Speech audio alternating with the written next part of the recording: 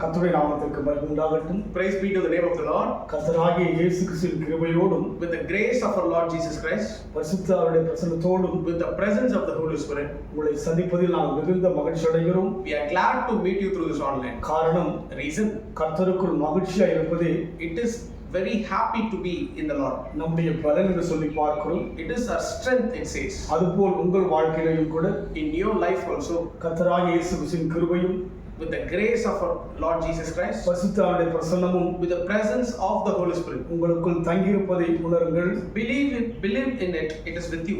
உங்களுக்குள் இருக்கிறவர் He is in you. பெரியவர், He is great. ஜீவனுள்ளவர், He is the one who lives forever. நம் மீது கரிசனையுள்ளவர், He is very compassionate on us. நம்மை அளவில்லாமல் நேசிக்கிறவர். He is loving us infinitely. இந்த உலகத்தில் அவரை போல யார் நேசிக்க முடியாது. You cannot able to see like the love of God in this world. உங்களை அநேகர் மறந்திருக்கலாம், Many forget about you.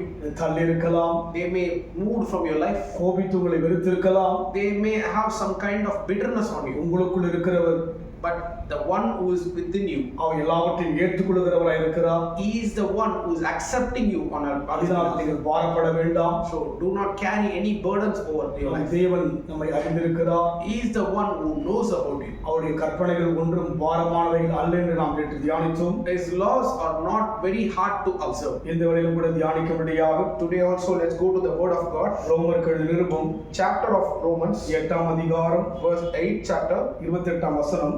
verse 28.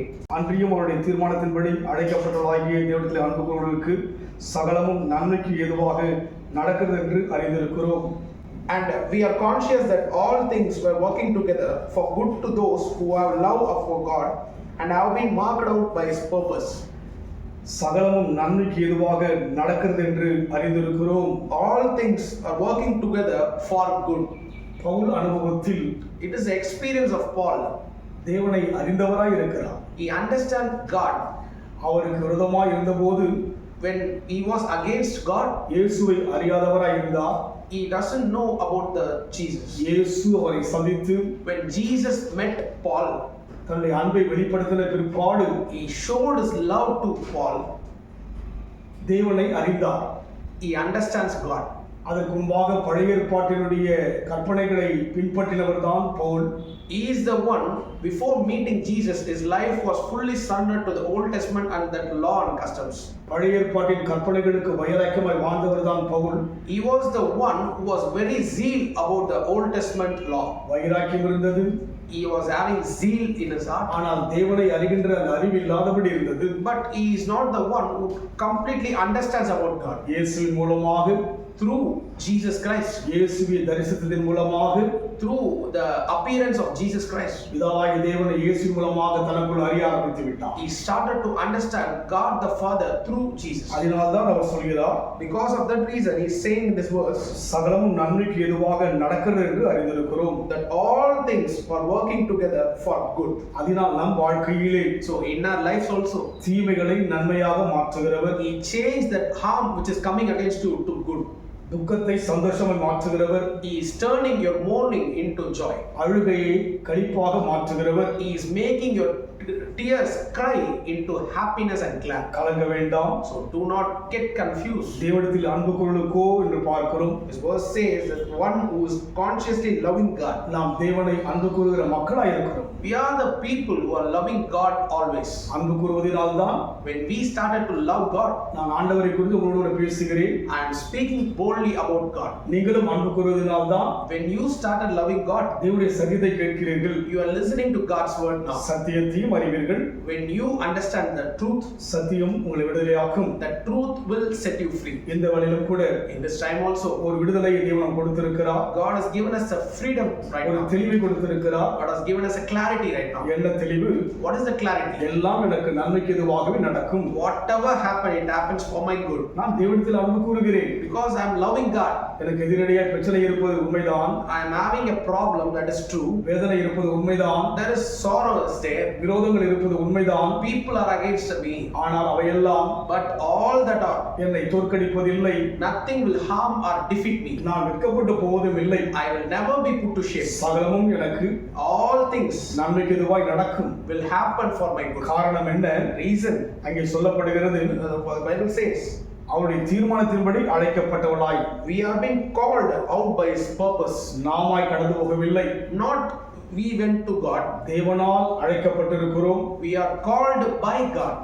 தேவனுடைய தீர்மானம். It is His purpose. உலக தோற்றத்துக்கு முன்பாகவே நம்மை குறித்து தீர்மானித்தார். Before the creation of this world, God has a purpose. ஒரு சில நேரங்களில் தேவனுடைய வார்த்தைகளை தியானிக்கும் பொழுது When many times I looked on the word of God, நம்ப முடியாதது போல் இருக்கும். it looks like it doesn't ஆனால் because தேவன் நம்மை தீர்மானத்தின்படி அழைத்திருக்கிறபடியினாலே God has called out by His purpose. சகலமும் நன்மைக்கு எதுவாய் நடக்கும். All things will go together for good. இந்த ஆண்டு முடிவுக்குள்ளாக Before this month ends, நன்மைகளை பெறப் போகிறோம். we are going to get goodness. அற்புதங்களை பெறப் போகிறோம். We are going to receive miracle. அதிசயத்தை பெறப் போகிறோம். We are going to see wonders. நிமிர்ந்து நிற்கும்படியாய் நாளை முடிக்கப் போகிறோம். We are going to stand upright. தோற்று போகவே மாட்டோம். We will not be defeated. நன்மைக்கு எதுவாக நடக்கப் போகிறது. Everything is for good. நாம் தேவனை நோக்கி பார்ப்போமா? Let us look unto God today. மேன்மையான தேவனே, Gracious Father, கனத்துக்குரிய தேவனே, honorable God, எங்கள் வாழ்விலே in our lives, இந்த ஆண்டை முடிக்கின்ற கடைசி மாதம் வந்திருக்கிறோம். as we came into this year's end of this month, இந்த ஆண்டிலே அநேக தீமை போன சோதனை வந்திருக்கலாம். many